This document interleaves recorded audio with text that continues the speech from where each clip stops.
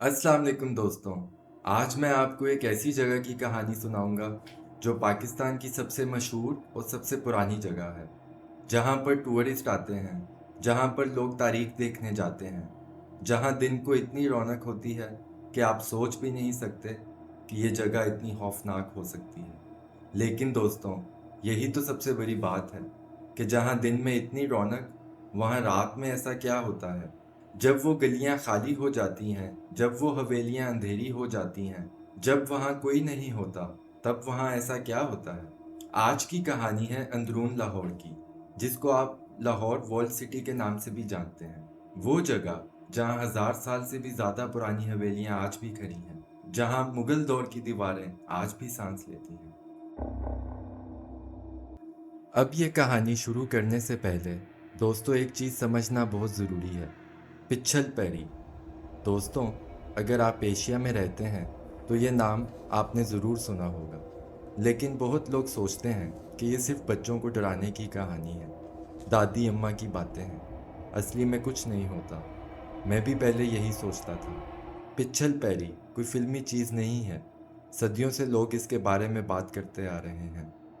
ये एक औरत की सूरत में होती है। सफ़ेद कपड़े, लंबे खुले बाल, बिल्कुल नॉर्मल इंसान जैसी दिखती है। लेकिन एक चीज़ है जो इसे इंसान से अलग करती है।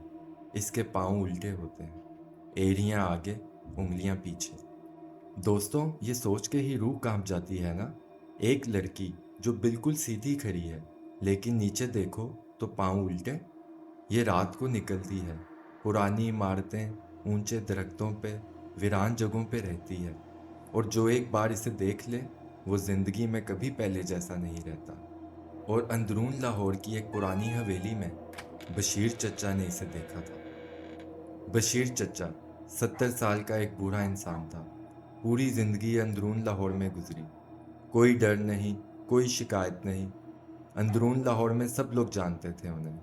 लोग कहते थे, बशीर चचा से ज़्यादा हिम्मत वाला बंदा पूरे अंदरून लाहौर में कोई नहीं।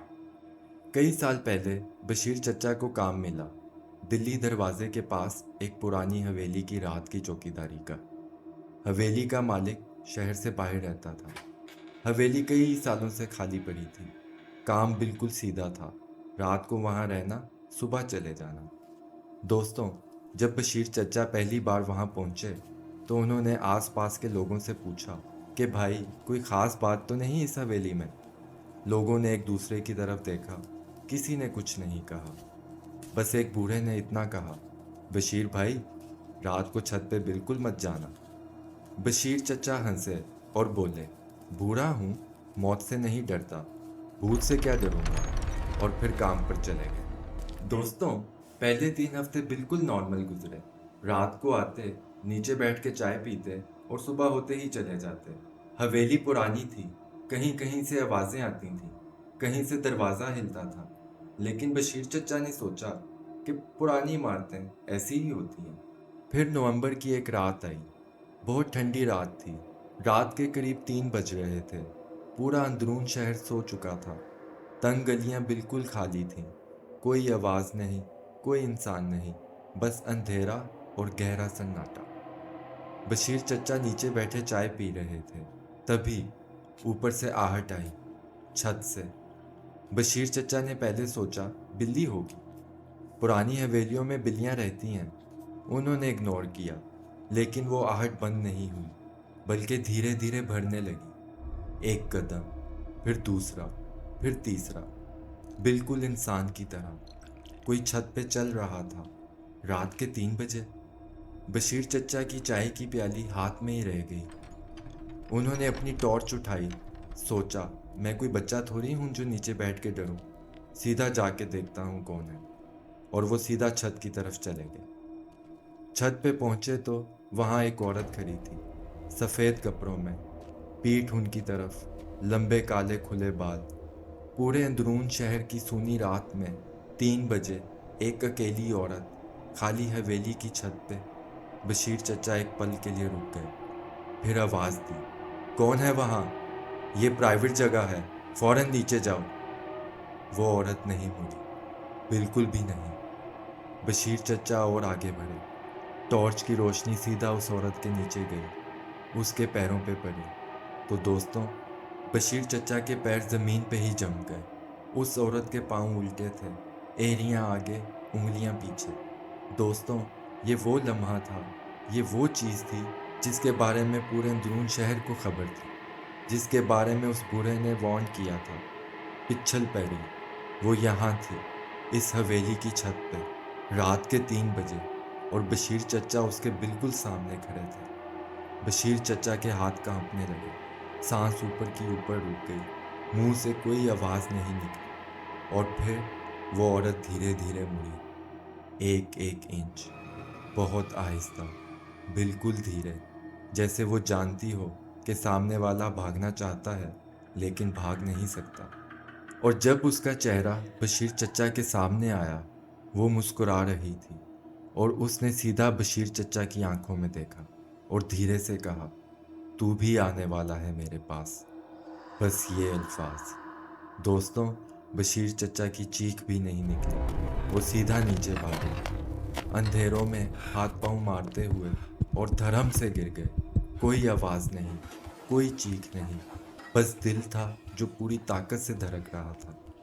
सुबह जब लोग आए, बशीर चचा फर्श पे बेहोश पड़े मिले।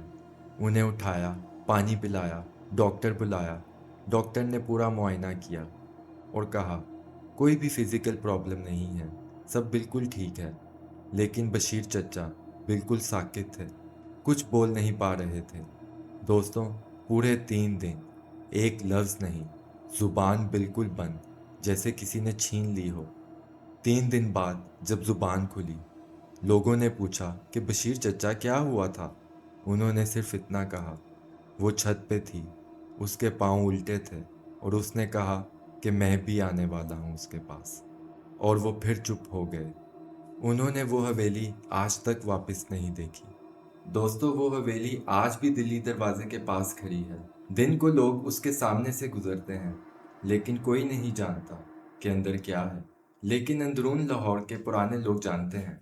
वो आज भी कहते हैं कि रात को उस छत पे कुछ नजर आता है। कोई नहीं जानता कि वो कौन है। कोई भी चौकीदार रात को वहां बिल्कुल नहीं रुकता। दोस्तों आज इस कहानी के बाद मैं आपको सिर्फ इतना कहना चाहता हूँ, जिस जगह को आप दिन में इतना भरा हुआ देखते हो, इतना मशहूर, इतना जिंदा, इसका हरगिज मतलब ये नहीं कि वो जगह हमेशा ऐसी ही रहती है।